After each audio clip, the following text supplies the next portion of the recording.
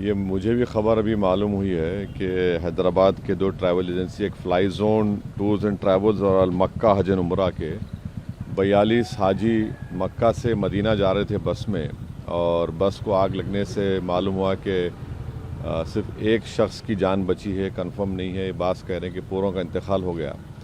तो मैंने Indian embassy Riyadh में जो DCM है अबू मैथन जॉर्ज साहब से मेरी बात हुई, और उन्होंने मुझसे कहा कि कौंसल जनरल जिद्दा भी और वो ख़ुद इस पर मालूमात हासिल कर रहे हैं और जो भी ज़रूरी कार्रवाई करना है वो करेंगे।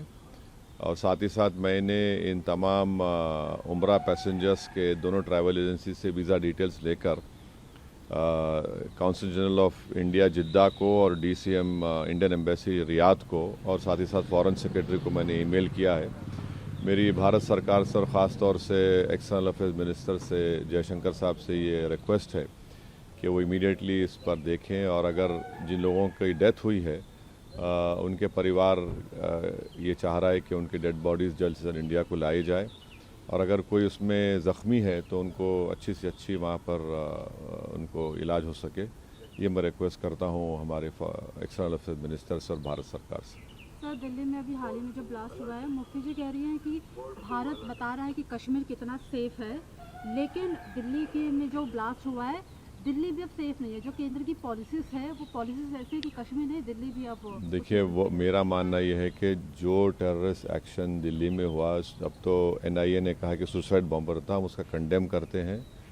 टेररिज्म की कोई जगह नहीं है, इसका पूरी तरह से कंडेम करना है। और जिस तरीके से उन्होंने प्लानिंग की, कॉन्स्पिरेसी की, एलिज्ड कॉन्स्पिरेसी की, ये सब बातें आ रही हैं, तो इसमें खुली साफ तौर पर हम उसका कंडेम करते हैं।